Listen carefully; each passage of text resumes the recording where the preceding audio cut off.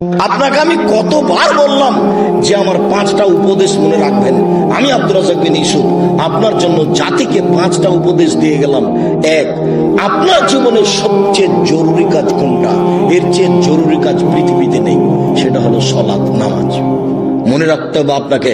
পৃথিবীবাসী, আমি আব্দুর রাজ্জাক বিন ইউসুফ আপনাদের দ্বীনি ভাই হিসাবে মহিলা পুরুষ সকলকে বলে যাচ্ছি, মানুষের জীবনের সবচেয়ে জরুরি কাজ পৃথিবীতে কাজ হিসাবে, কর্ম হিসাবে এর চেয়ে জরুরি কাজ পৃথিবীতে নাই। সেটা কি? সালাত। জীবনে এর সাথে কোনোদিন আপোষ করিয়েন না। একে শক্ত হাতে দমন করবেন, টাইম হলে আদায় করতে হবে। কোনো দিন 5 মিনিটের জন্য এর সাথে আপোষ করবেন না। এর চেয়ে জরুরি কাজ পৃথিবীতে নেই। দুই, দ্বিতীয় পৃথিবীতে জরুরি কাজ হালাল রুজি। আপনাকে আমি ব্যাংকে লোন নিয়ে ব্যবসা করতে বলিনি, কোনোদিন বলিনি। চকলেট দিয়ে ব্যবসা করতে বলেছি, তাহলে লোন নেওয়া লাগবে না। চকলেট দিয়ে যদি আমি ব্যবসা করি তো লোন নেওয়া লাগবে না। লোন এত খারাপ, লোন এত খারাপ, লোন এত খারাপ যে লোন যেন আমি না করি, এই জন্য আল্লাহর নবী 3 রাত পরিত্রাণ চাইতেন। সালাম ফিরার পূর্বে এমন কোনদিন জীবনে একটা দিন ঘটেনি যে এই দোয়া বলেননি। দোয়ার শেষ বাক্যটা হচ্ছে আল্লাহুম্মা ইন্নী আউযু বিকা মিনাল মাগসামি ওয়াল মাগরাম। তোমার কাছে বাঁচতে চাই বড় পাপ হতে, তোমার কাছে বাঁচতে চাই ঋণ কর্য হতে, তোমার কাছে বাঁচতে চাই বড় পাপ হতে, তোমার কাছে বাঁচতে চাই ঋণ কর্য হতে, তোমার কাছে বাঁচতে চাই বড় পাপ হতে, তোমার কাছে বাঁচতে চাই ঋণ কর্য হতে। এই বাক্যটা না বলে তিনি কোনোদিন সালাম ফিরেননি। এ কথা আয়েশা রাদিয়াল্লাহু তাআলা আনহা বলেন, হাদিস বুখারী মুসলিম। আর আপনি ব্যাংকে চাকরি করেন, এটাই খারাপ। আবার আপনি 30 লাখ টাকা লোন নিয়ে বাড়ি করলেন, ছেলে মেয়ের জন্য রেখে চলে গেলেন, আর জাহান্নামার যা মরার সাথে সাথে আপনাকে কবরে বুঝাইতে লাগলো। আপনি একটু কিছু বুঝলেন না, হুঁচলার মতো দিন কাটাচ্ছেন। চাপানে ওইনের ভাষাতে যে বুদ্ধি দিয়ে কাজ করেন ওটা বলে হুঁচলা, মোটা বুদ্ধি। একটু বিবেচনা করতে হবে না? এমনি তো বোকামির পরিচয় ব্যাংকে চাকরি করতে গেছেন। আমি তো বলেছি এই বাংলাদেশের মাটিতে এমন কোন ব্যাংকিং ব্যবস্থা নেই, এমন কোন ব্যাংক নেই যেখানে চাকরি যায়। দেখি কোন মায়ের বেটা প্রমাণ করতে পারে। ব্যাংকে টাকা রাখা আর ব্যাংকে চাকরি করা দুটো এক নয়। সম্মানিত দিনী ভাই বোন, মানুষের জীবনে সবচেয়ে জরুরি কাজ হালাল রুজি। শ্বশুরের কাছে টাকা নিয়ে জীবিকা নির্বাহ করবেন না, ও কথা পুনরায় বলা লাগবে না। শতবার বলেছি যে যৌতুকের টাকা দিয়ে চাউল কিনে ভাত খেয়ে ইবাদত কবুল হবে। ভিক্ষা করার টাকা দিয়ে চাউল কিনে ভাত খেয়ে ইবাদত কবুল হবে। আমি ভিক্ষা করবো কেন? আমার গায়ে শক্তি আছে, কাজ করে খেতে পারি। তবুও ভিক্ষা করার টাকা দিয়ে চাউল কিনে ভাত খেয়ে ইবাদত কবুল হবে। যৌতুকের টাকা দিয়ে ভাত খেয়ে ইবাদত কবুল হবে না। চাউল কিনে ভাত খেয়ে ইবাদত কবুল হবে না। ওটা হারাম টাকা। যৌতুক শ্বশুরকে ফেরত দিতে হবে বলে বলতে গেছে। আর আগামীকাল সন্ধ্যা হতে হতে এই ছেলে, তোমাকে বলেছি শতবার, তোমার বাপ যেন তোমার ফুলকে জমি ফেরত দেয়, এসব করে ভাগ করে দেয়। আগামীকাল সন্ধ্যা হতে হতে আপনি বোনের জমি দিয়ে দিবেন। আপনার বাপ মরা 10 বছর হলো। বোনের জমি মানে পরের জমি। পরের জমি খান কেন? শরম হয় না? আপনার ভাগ্য আল্লাহ লিখে দেননি? বাপ মারা গেছে, আপনি জমির ভাগ নেবেন, আপনার বোন জমির ভাগ নেবে। আপনি নিবেন সকালে আর আপনার বোন নিবেন বিকেলে, এরকম কথা কি না? একসাথে। তা আজ পর্যন্ত জমি আপনার কাছে কেন? আপনাদের 4 ঘাট কোন দিক থেকে একটা লোক গেছে আমার কাছে, তো বলছে আমি অংশ বন্টনের উপরে ডক্টরেট ডিগ্রি করব, সেই জন্য আপনার কাছে এসেছি। কি করবেন? কি বলে আপনাকে কিছু জিজ্ঞাসা করব। প্রথমে বলছে আপনার আমি পরীক্ষা নেব। আমারই পরীক্ষা নেবেন? আচ্ছা ভালো, কি জিজ্ঞাসা করবেন করেন তো। তো কিছু মাসলা জিজ্ঞাসা করবো এই ফারাইজ সম্পর্কে। করার পরে বলছেন আমাকে এটাই মনে হয় আমার পরীক্ষা। সেটা হলো এই, আপনার বাপ মারা গেছে না বেঁচে আছেন? মারা গেছে। কতদিন হলো? এতদিন। তো আপনার জমি জায়গার খবর কি? তা বললাম যে আমার বাপকে মাটি দিয়ে এসে আগে জমি ভাগ করেছি, তারপরে খাওয়া দাওয়া। খাওয়ার আমরা আগে খাইনি, আগে জমি ভাগ করেছি তারপরে খাওয়া। যদিও জমি আমি একটু চিনি, আমার ছোট ভাই চিনে না। আমরা কোনোদিন জমিতেই যাইনি। আমার আব্বা একজন ছোট কৃষক ছিলেন, 20-25 বিঘা জমি রাখতেন। যখন পশ্চিমে থাকতাম তখন বলতো ধান বিক্রি এত টাকা, কালাই বিক্রি এত টাকা, সরিষা বিক্রি এত টাকা, পেঁয়াজ বিক্রি এত টাকা, মোট 1000 টাকা পাঠালাম। তখন আমি ভাবতাম যে আমার আব্বাকে 1000 টাকা সংগ্রহ করতে অনেক পরিশ্রম করতে হয়েছে। ওই কথা আমার এখনো দিনের মতো মনে পড়ে। আমার আব্বা আমাকে বলতেন যে আমি যতদিন বেঁচে আছি ততদিন তোমাকে জমিতে যেতে হবে, কোনো কাজ করতে হবে না, যদি কাজ করে খেতে হয় তাহলে আমার মরার পরে। আমার এই বাপের আমার এই বাক্যটা আমি ভুলতে পারি না, যে তোমরা যদি কাজ করে খাওয়াই লাগে তা আমার পরে খাও, আমি যতদিন আছি তোমরা ততদিন এই জমি জায়গাতে চাই। শুকরিয়া, জাযাকুমুল্লাহ খায়। যেটা বলছিলাম হালাল রুজি, 3 কোরআন তেলাওয়াত, 24 ঘন্টায় একবার কোরআন মাজিদ তেলাওয়াত করবেনই, করতেই হবে, নাহলে কোরআন বিপক্ষে চলে যাবে। বেশি না পড়লো কি বলেছি সূরা ইখলাস 3 বার পড়েন, একবার কোরআন মাজিদ পড়ার সময় নাকি কেন পড়েন? আজকে বলেন তো যে আমি পড়েছি, বলেন এই ছেলে তুমি লাভ দিয়ে বলো যে আমি পড়েছি, একটু হিসাব হয় না কেন পড়তে পারেন না? কেন পড়তে পারেন না? কি আছে সমস্যা যে পড়তে পারেন না? কেন পড়বেন না? সূরা ইখলাসটা আপনি 3 বার কেন পড়বেন না? নিজেকে মানুষ মনে করেন না? নিজেকে গরু ছাগল মনে করেন? বুঝেও বুঝে না ওরা চক্ষু, বুঝেও বুঝে না ওরা অন্তর আছে বুঝে না, দেখেও দেখে না ওরা চক্ষু আছে দেখে না, শুনেও শোনে না ওরা কান আছে শোনে না। উলায়েকা কাল আনাম, তারা পশু প্রাণীর মতো, তারা গরু ছাগলের মতো, তারা কুকুর শ্রীগলের মতো, বাল হওয়া জাল বরং তার চেয়ে খারাপ। নিজেকে গরু ছাগল মনে করেন, পশু প্রাণী মনে করেন? কেন আপনি পড়েননি কোরআন মাজিদ? আজকে অন্তত সূরা ইখলাসটা কেন পড়েননি? এটা হলো 4 নম্বর। 1 সালাত, 2 রুজি, 3 কোরআন তেলাওয়াত, 4 দুইজন যেখানে বসে আছে সেখানে বসবেন না। ওখানে বসে আর একজনের বদনাম করছিল, আপনি গিয়ে যদি বলেন হ্যাঁ ঠিক বলেছিস, আসলেও খারাপ, এখন কি হবে? তাহাজ্জুদ সারা জীবনে যা পড়েছেন ওইটা যদি এক পাল্লায় দেওয়া হয়, আর ঠিক বলেছিস আসলেও খারাপ এই বাক্য যদি এক পাল্লাতে দেওয়া হয়, পুরো জীবনের তাহাজ্জুদ হারিয়ে যাবে। আপনি বলতে পারেন, বুঝতে পারেন ল্যাংটা মেয়েকে দেখছি আর গল্প জমাচ্ছি, এটা কত বড় খারাপ, আর মানুষের বদনাম কানে শুনছে, এটা কত বড় খারাপ, আপনাকে আমি বুঝাতে পারি না। 4 জন যেখানে, 2 জন যেখানে বসে আছে সেখানে বসবেন না। 5 ছেলে মেয়ে স্ত্রীর উপরে হন কঠোর, খুব কঠোর, চোখ যেভাবে ঘুরে বউ সেভাবে চলে, তার নাম ক্ষমতা। আহাল পরিবারের উপরে খুব কঠোর হতে হবে, শক্ত হাতে পরিবারকে দমন করতে হবে, নইলে তাহাজ্জুদে আপনি টিকতে পারবেন না। শেষে দেখা যায় বেটির কারণে বইয়ের কারণে জাহান্নাম হয়ে গেছে। শতদিন বলেছি, আল্লাহ নবী বলছেন 3 শ্রেণীর মানুষ জাহান্নামে যাবে।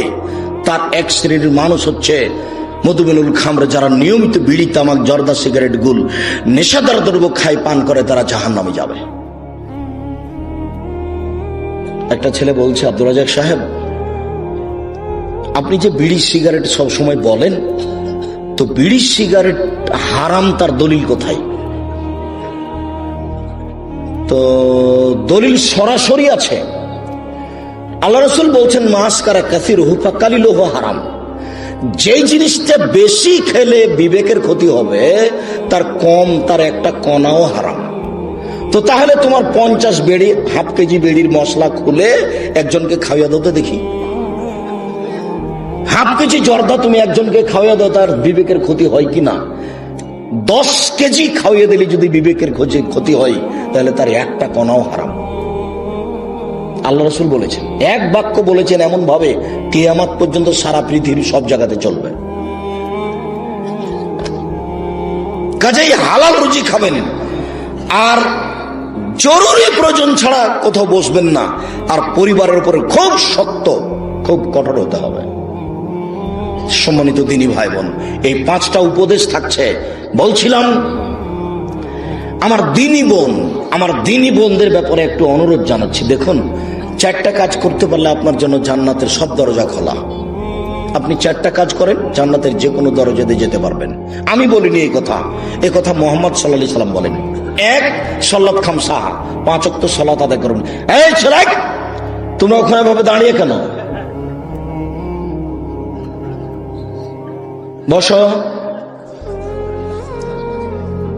দিনী ভাই বোন, আমি আপনাদেরকে অনুরোধ করছি, আপনারা দয়া করে দোকানপাটে কেউ থাকিয়েন না, রাস্তাঘাটে চলাচল করিয়েন না, এখন কোনো কাজ করার প্রয়োজন মনে করেন না। আপনার আমি কিছু না কিছু উপকার করবো ইনশাআল্লাহ। আপনিও যেমন কষ্ট করে এসেছেন, আমিও তেমন কষ্ট করে গেছেছি। আমি 7:30 8টার দিকে বাসায় পৌঁছেছি। বরিশাল বরগুনায় ছিলাম রাতে। বরিশাল বরগুনা থেকে আমি রাতে বক্তব্যের পরে যাত্রা আরম্ভ করে সকাল 8টার দিকে আমি প্রতিষ্ঠানে পৌঁছেছি। এটা নিয়ে আমার কোনো খেয়ালই ছিল না। এশার সালাতের পরে অবগত হয়ে আমি আসলাম। আমি কষ্ট করে এখানে এসেছি, আপনি চায়ের স্টলে বসে থাকবেন? আপনাকে আমি মানুষ মনে করব? কেন আপনাকে আমি মানুষ মনে করব? আল্লাহ আপনাকে পশু প্রাণী বলছেন, আমি কেন বলবো? আপনি পশু প্রাণীর মতো। পশু প্রাণীর মতো না হলে আমি দিনের কথা বলছি, আপনি ওখানে বসে থাকবেন কেন? সম্মানিত দিনী বোন, এইদিকে শোনেন। এই মেয়ে শোনো, 1 5 ওয়াক্ত সালাত, 2 সমাজ সাহারাহা, রমজান মাসে রোজা সেম, 3 আতাত বালাহা, স্বামীকে মেনে চলা, তিতা লাগলেও মিঠা লাগলেও মেনে চলতে হবে, 4 জেনায় লিপ্ত না হওয়া। এই 4টে কাজ করবেন, জান্নাতের সব দরজা খোলা। 4 নাম্বার জেনা। জেনা যদি হয়ে গিয়ে থাকে তাহলে এখন থেকে কান্নাকাটি করেন। যদি আপনি খালেস অন্তরে কান্নাকাটি করতে পারেন দিন রাত, তাহলে আল্লাহ জেনার পাপটাকে নেকি দিয়ে পূর্ণ করে দিবেন। আর আল্লাহ ওয়াদা করেছেন আপনার সাথে, অনাহা নাফসা আনিল হাওয়া ফাইনাল জান্নাতা হিয়াল মাওয়া। পৃথিবীবাসী মনে রেখো, আল্লাহ তাআলা বলছেন, পৃথিবীবাসী মনে রেখো, তোমরা যদি অশ্লীল কাজ থেকে নিজেকে বিরত রাখতে পারো, আমি আল্লাহ তোমাকে জান্নাতুল মাওয়া দিয়ে দিলাম। ওটা তো আল্লাহর ওয়াদা। আপনি অশ্লীল কাজ বন্ধ করেন, জান্নাতুল মাওয়া আপনার জন্য প্রস্তুত আছে। এটা মানুষে বলেননি, এটা নবী বলেননি, এটা সরাসরি আল্লাহ বলছে। অতএব যদি কারো জেনা হয়ে গিয়ে থাকে, বন্ধ করেন, আপনি ভালোর মধ্যে চলে যাবেন। স্বামীর সাথে ভালোভাবেই চলতে হবে। আপনার স্বামী আপনাকে গালি দেয়, এ কথাই ঠিক।